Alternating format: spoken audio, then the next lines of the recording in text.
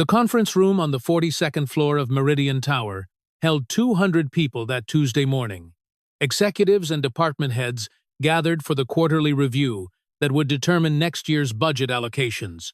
The presentation screens glowed with charts and projections, the smell of fresh coffee mixing with expensive cologne, when Regional Director Victoria Ashford spotted the coffee stain spreading across the carpet near the refreshment table. She stopped mid-sentence. Her heels clicked against the hardwood as she crossed the room, her voice cutting through the silence like a blade. "You, janitor! What is this?" Marcus Cole stood near the coffee station, his gray uniform pressed and clean, a mop handle resting against his shoulder.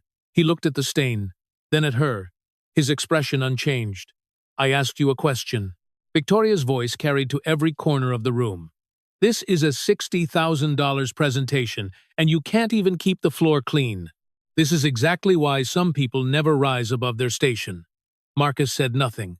His phone buzzed once in his pocket, a familiar 3:15 reminder, and his eyes flickered down for just a moment before returning to meet hers. The whispers started, 200 people watched, and not one spoke up. Victoria smoothed her jacket and turned back to her presentation. Behind her, Marcus was already on his knees, cleaning the stain with methodical precision, his movements unhurried and exact. The coffee had been spilled by a junior analyst who now stared at his shoes, saying nothing. Within 20 minutes, the carpet showed no trace of the incident. Marcus gathered his supplies, checked his watch, and returned to his routine as though the last 15 minutes had never happened. His cart moved silently through the hallway, each bottle and cloth arranged in precise order, labels facing outward, handles aligned. The quarterly meeting resumed. Victoria Ashford concluded her presentation to polite applause, secured her budget increase, and never looked toward the hallway where the janitor had disappeared. But something had shifted in that room. The junior analyst who spilled the coffee kept glancing at the door. Two senior managers exchanged looks, but said nothing. And in the security office on the ground floor, an older guard named Raymond Briggs watched the incident on camera, his coffee growing cold in his hand. Marcus finished his shift at exactly 5:30, as he did every day. He changed in the maintenance locker room, trading his gray uniform for worn jeans and a plain black jacket. His locker contained nothing personal except a photograph taped to the inside of the door.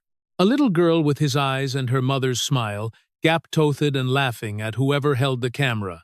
He drove a 12-year-old Honda Civic with 180,000 meters on it, the kind of car that required weekly attention but refused to die.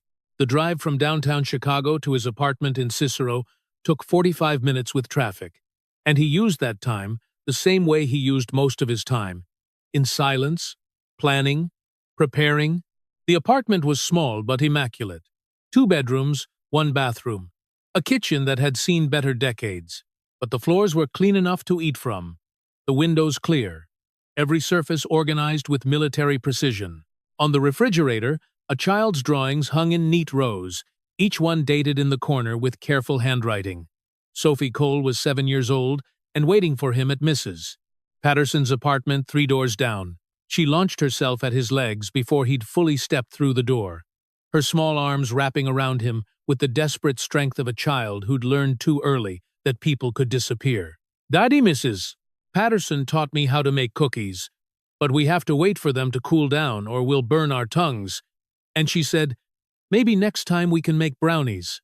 But I told her, "You make the best brownies because of the secret ingredient." Marcus lifted her easily, settling her against his hip. "Did you finish your homework?" "Most of it. I got stuck on the math part because fractions are stupid." "Fractions aren't stupid. They're just patient. They wait for you to understand them."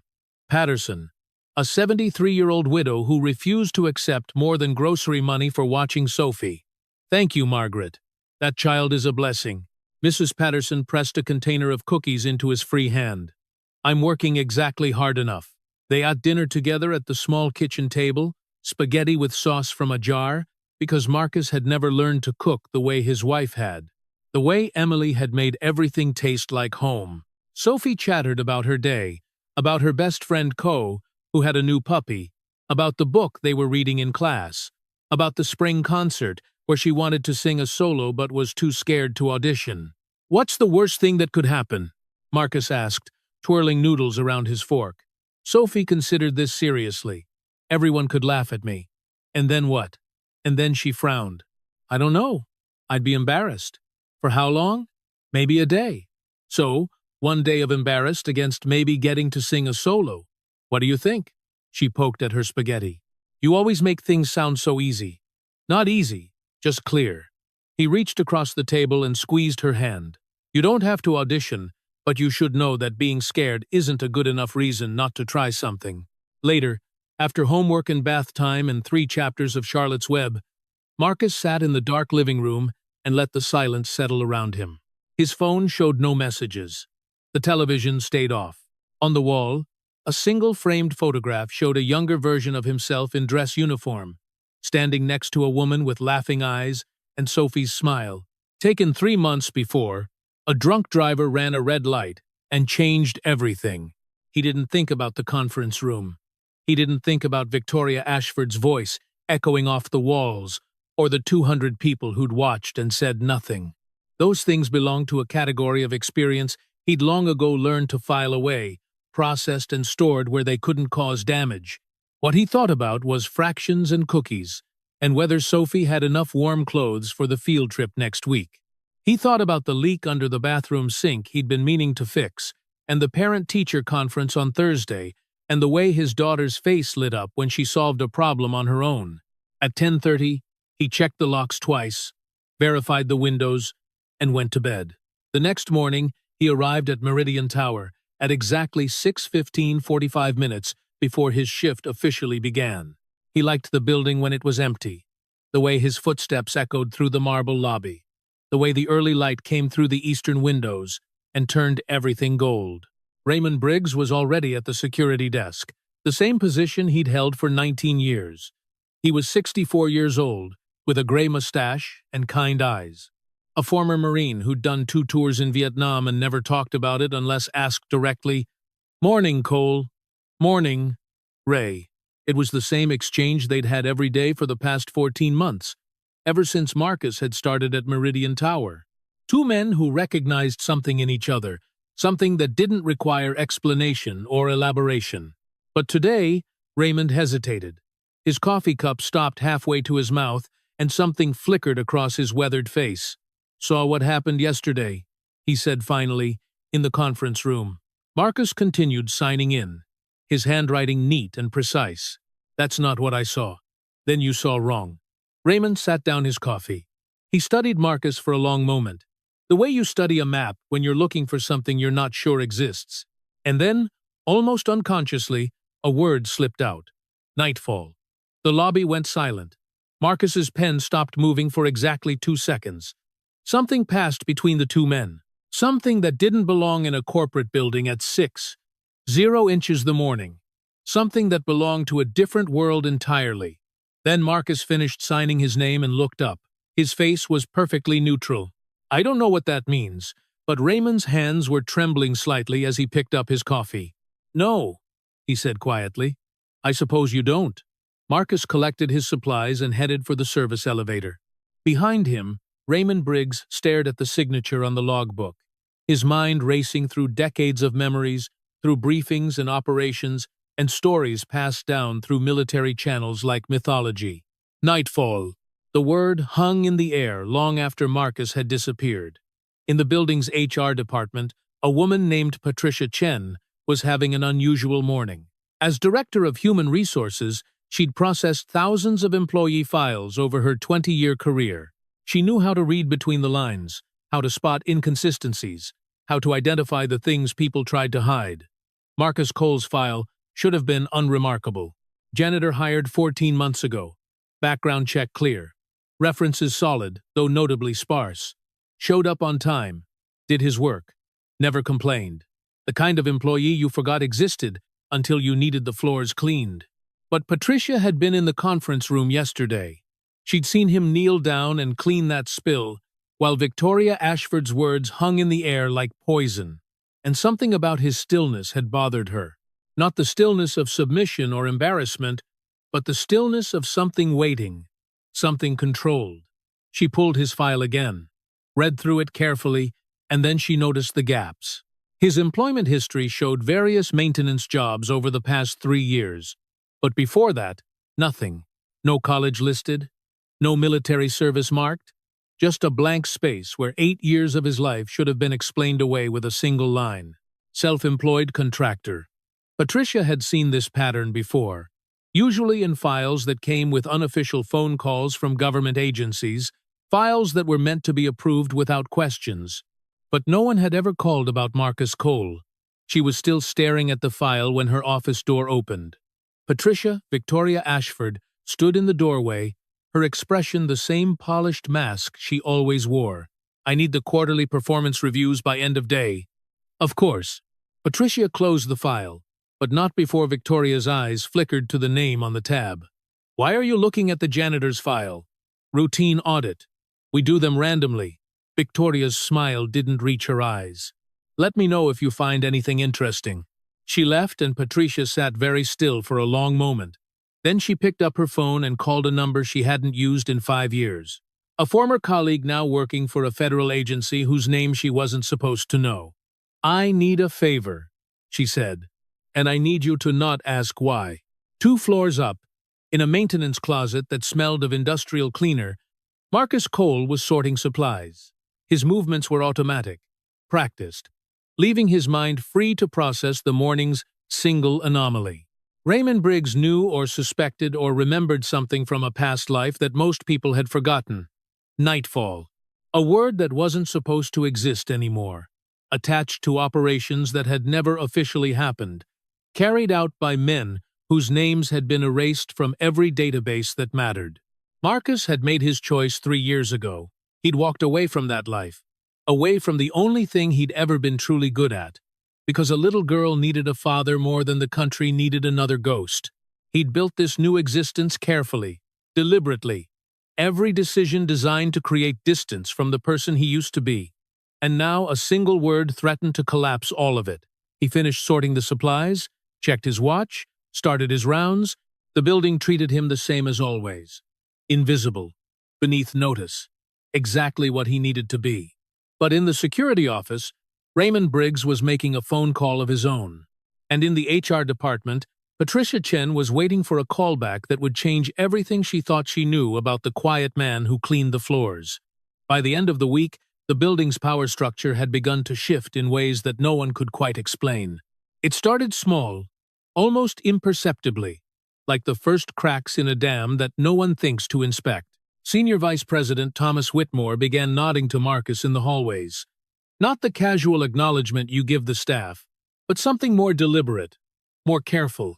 Thomas was 62 years old, a former Army colonel who'd spent 20 years in military intelligence before transitioning to corporate security consulting.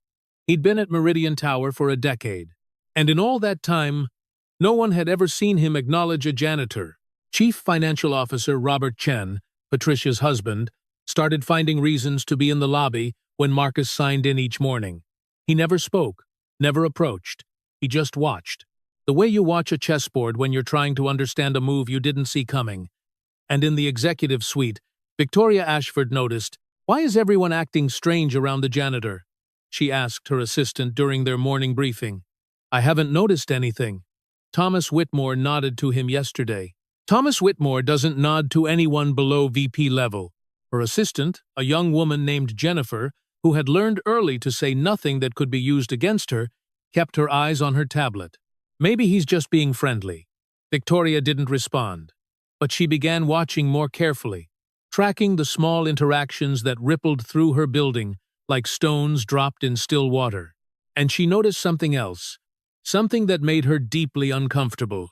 People stopped talking when Marcus Cole walked by, not because they were afraid of him, but because they were afraid of what they might accidentally say.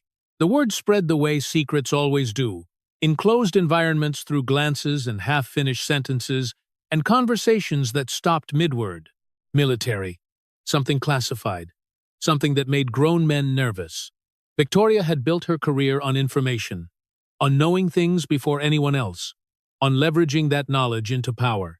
But this was information she couldn't access, couldn't verify, couldn't control, and that made Marcus Cole dangerous. She found herself watching him during his rounds. The way he moved, economical and precise. Never a wasted motion. The way he seemed to catalog every entrance, every exit, every blind spot in the security cameras. The way his eyes tracked movement even when the rest of his body remained perfectly still. Those weren't the habits of a janitor. Those were the habits of something else entirely.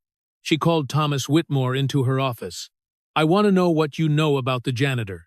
Thomas, who had survived 3 wars and 17 years of corporate politics, smiled pleasantly. "Which janitor? Don't play games with me, Thomas. I'm not playing anything."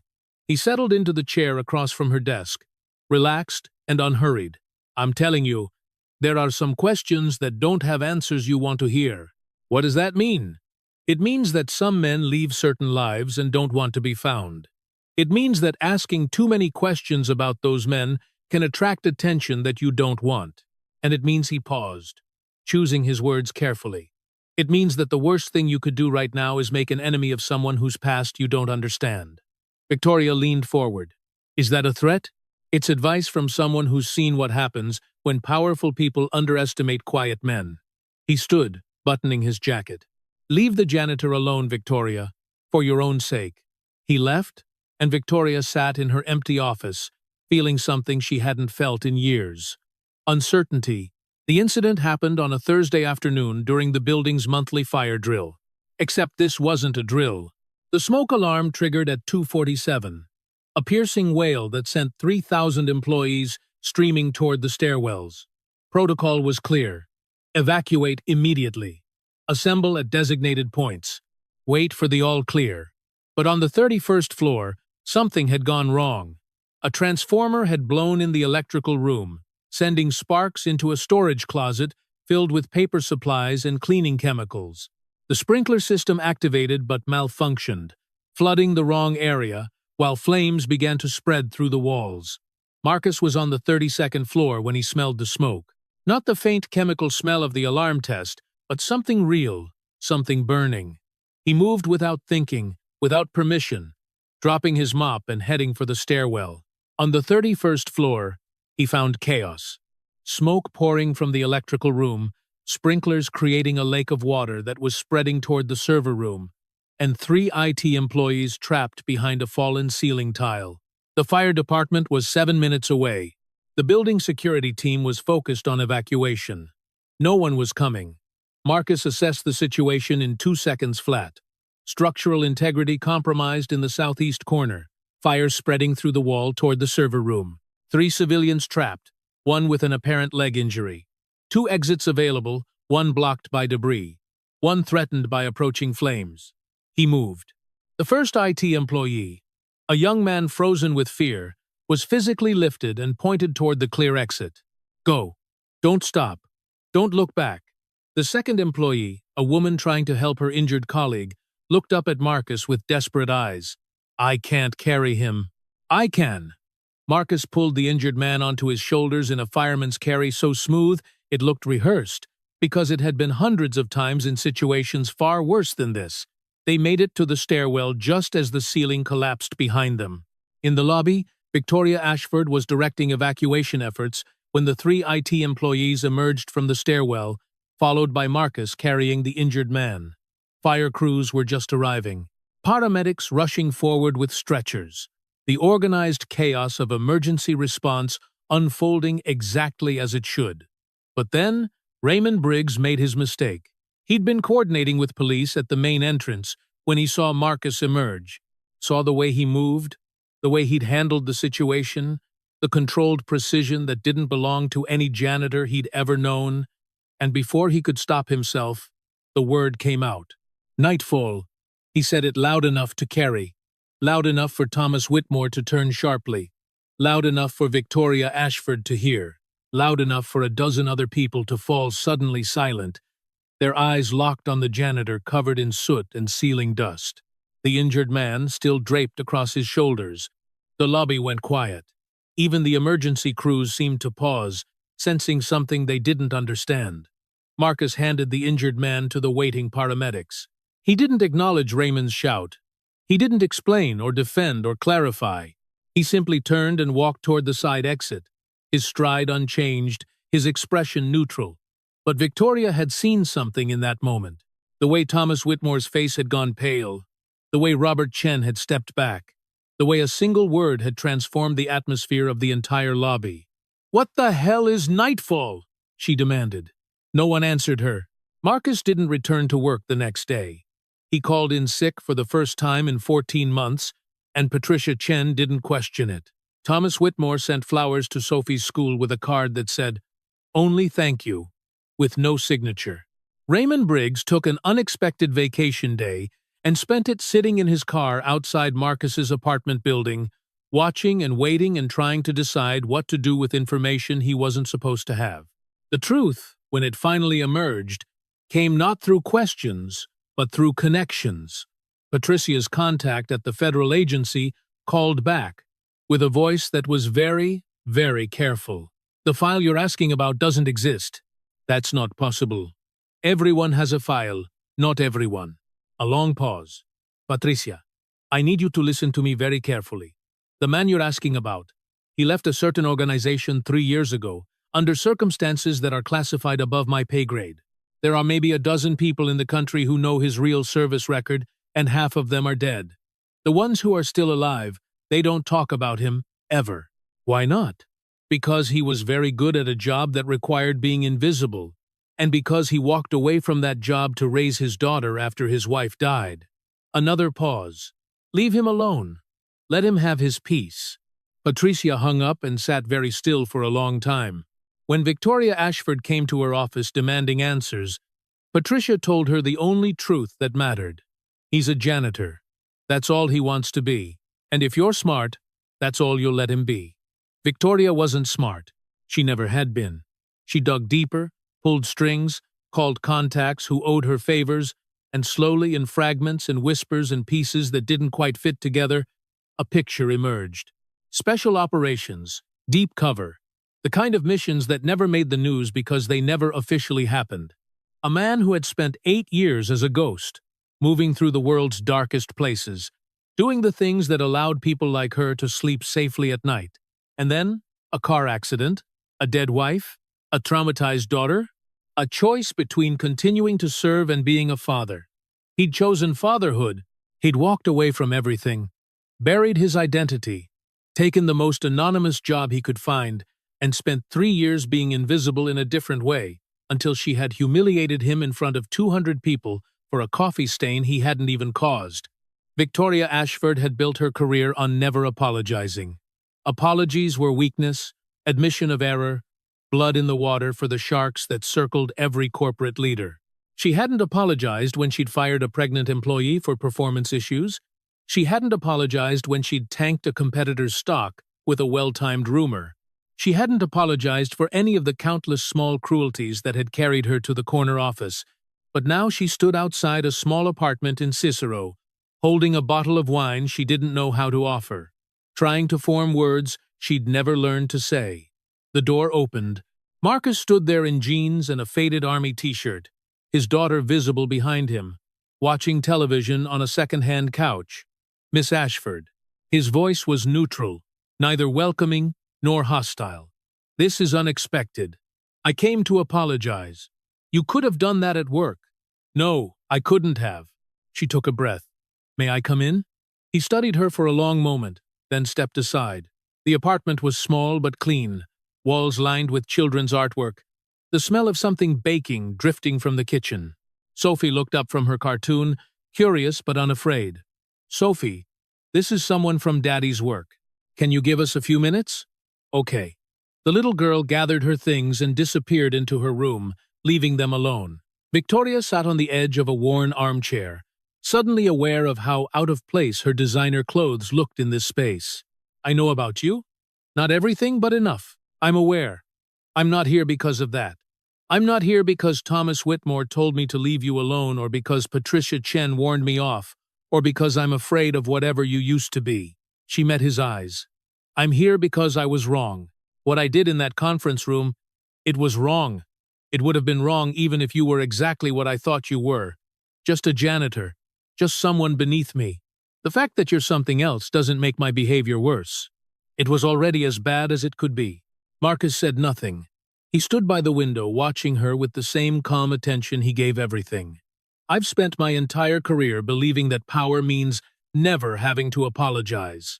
That showing weakness, any weakness, is invitation to attack. She laughed softly without humor. But you? You have more power in your silence than I've ever had in my loudest moments. And you don't use it. You let people underestimate you. You let them be cruel. Why? Because what they think of me doesn't change who I am. Doesn't it bother you being treated like you're nothing? Marcus looked at the photograph on his wall. The one of Emily and Sophie on the beach, 2 weeks before the accident. I spent 8 years being treated like I didn't exist. Intentionally by design. I learned that invisibility is a choice, not a punishment. He turned back to her. You can only be humiliated if you agree to feel humiliated. I didn't agree.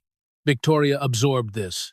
I'm sorry, she said finally, not because of who you are, because of who I was in that moment. Apology accepted. She stood to leave, then hesitated. The man who spilled that coffee, the junior analyst, he let you take the blame. He watched me humiliate you, and he said nothing. I know. Why didn't you defend yourself? Marcus walked her to the door. Because defending myself would have cost him his career. He's 23 years old with student loans and a sick mother. I'm a janitor. The stakes weren't equal. Victoria stopped in the doorway. You protected him even while I was attacking you. Protecting people who can't protect themselves. It's what I do. What I've always done. He opened the door. Good night, Miss Ashford. She left, and somewhere between his apartment and her car, Victoria Ashford began to understand that power had nothing to do with titles or money or the ability to make people afraid. It had to do with choices. Monday morning, Victoria was waiting outside the maintenance office when Marcus arrived for his shift. She looked different somehow, less armored. The careful mask she always wore slightly askew. I have a proposal. I'm listening. Head of building security. Full benefits. Salary commensurate with experience. Flexible hours, so you can be home when Sophie needs you. She paused. Thomas Whitmore recommended you. He said, you're the most qualified person he's ever met for the position. Marcus considered this. Did he tell you what qualified means in this context? He told me enough. I don't want a job because of what I used to be. I'm not offering you a job because of what you used to be. I'm offering you a job because of what you did on the 31st floor. Because you ran toward the fire when everyone else ran away. Because you carried a man twice your size down 15 flights of stairs without breaking stride. She met his eyes. And because you've spent 14 months doing a job beneath your abilities without once complaining or trying to leverage your past into something better, that's the qualification that matters. And if I say no, then you stay a janitor and I leave you alone. This isn't pressure, Marcus. It's an offer. Take it or don't. He thought about Sophie, about the parent-teacher conferences he'd missed, the school plays that conflicted with his shift schedule, the weekends spent catching up on sleep instead of teaching her to ride a bike. He thought about Emily, about the promise he'd made her in those final moments at the hospital, the promise to be there for their daughter no matter what. He thought about the life he'd built, small and quiet and invisible, and whether that life was what Sophie needed or just what he thought he deserved. I have conditions. Name them. I set my own hours around Sophie's schedule. I don't travel. I don't carry a weapon on the premises. And no one ever asks me about my past. Not officially, not casually, not as a test. If I hear the word Nightfall again, I'm gone. Victoria nodded slowly. Anything else? The junior analyst, who spilled the coffee. David Morrison. He's been killing himself with guilt since that day. You owe him an apology, too. She stiffened, then forced herself to relax. I'll speak with him. Don't speak with him. Apologize to him. In front of the same people who watched you humiliate me. Let them see that power can be used for something other than intimidation. Victoria stared at him. You're asking me to publicly admit I was wrong. I'm asking you to publicly be better. A long silence stretched between them. Then, remarkably, Victoria Ashford laughed. A genuine sound that seemed to surprise even her. You know, most people in your position would use this moment for revenge. You could have destroyed my career. One phone call to the right person and I'd be finished. Revenge is expensive. It costs you the person you want to be. She extended her hand. We have a deal, Mr. Cole. He shook it. Marcus. Marcus. She smiled, and for the first time it reached her eyes. Welcome to management. And the gland, and the question. 3 months later, Meridian Tower had changed in ways both visible and invisible. The security protocols were tighter now, but somehow less oppressive. Staff, who had once walked with their eyes down, began to move more freely, more confidently. The invisible lines between departments, between ranks, between the powerful and the powerless had begun to blur. Victoria Ashford still ran her department with precision and high expectations. But she'd started learning names, started asking about families, started acknowledging that the people who kept her building running deserved more than contempt. She'd apologized to David Morrison in front of the entire quarterly meeting, the same venue where she'd humiliated Marcus. It had been awkward, uncomfortable, nothing like the polished performances she was known for. It had also been real, and the ripple effects of that reality were still spreading. Raymond Briggs retired at the end of the month. His final act, a handshake with Marcus that said everything words couldn't capture. Two men who understood each other's pasts, respecting each other's choices. Patricia Chen occasionally caught herself watching Marcus during his rounds, still amazed at how thoroughly he'd hidden in plain sight. But she never asked questions. Some mysteries were better left unsolved. And Marcus Cole, former ghost, former instrument of national security, father of one, and widower of the only woman he'd ever loved, walked the halls of Meridian Tower with the same quiet purpose he brought to everything. He still arrived early. He still left exactly on time. He still wore his uniform with the same crisp precision, though now it bore the title Director of Security instead of Maintenance Staff. But the job hadn't changed him. The title hadn't changed him. What had changed was the world's willingness to see him clearly, to recognize that worth and status were not the same thing, had never been the same thing. On the last Friday of the month, Sophie's school held its spring concert. She'd auditioned for the solo just like he'd suggested. She hadn't gotten it, but she'd tried. And that trying had led to other things. A speaking part in the school play, a new confidence that showed in the way she held her shoulders. Marcus sat in the third row of the auditorium, still in his uniform because he'd come directly from work. The other parents glanced at him at the security badge clipped to his belt, making assumptions that didn't matter. When Sophie's class took the stage, her eyes found him immediately. She waved small and quick, a gesture just for him. He waved back. The concert ended. Parents collected children. The auditorium emptied in the controlled chaos of families reuniting at the end of the day. Sophie took his hand as they walked to the car. "Daddy, what's Nightfall?" Marcus stopped. "Where did you hear that word?" "Mrs. Patterson's grandson was visiting. He's in the army. He saw your picture and said something about it." She looked up at him with Emily's eyes. "Is it a secret?" He knelt down, bringing himself to her level. "It's a name from a long time ago, from before you were born, before I met your mother. It belongs to someone I used to be." "Who were you?" "Someone who did hard things because they needed to be done. Someone who made mistakes. Someone who eventually learned that the most important job in the world is being your dad." Sophie considered this with the serious expression she got when working on fractions. "Is that why you're so good at fixing things?" He smiled. "Something like that. And that's why you always know where all the exits are." "That too." She threw her arms around his neck. "I'm glad you're my dad instead of Nightfall." "Me too, sweetheart. Me too." They drove home through the evening traffic, Sophie chattering about the concert and her friends and the brownies she wanted to make this weekend. The ordinary music of an ordinary life. Hard won and precious. At 5:45, Marcus pulled into his parking space at the apartment complex. At 5:46, he opened the door and let Sophie run ahead. "At 5:40, she szepte." He stood in his small kitchen and looked at the refrigerator covered in children's artwork, at the photograph of Emily that smiled from the counter at the life he'd chosen when he walked away from everything else. No medals, no recognition, no mythology. just a man doing his best to be a father surrounded by people who finally saw him for who he truly was. And that he understood now was the only identity that had ever really mattered.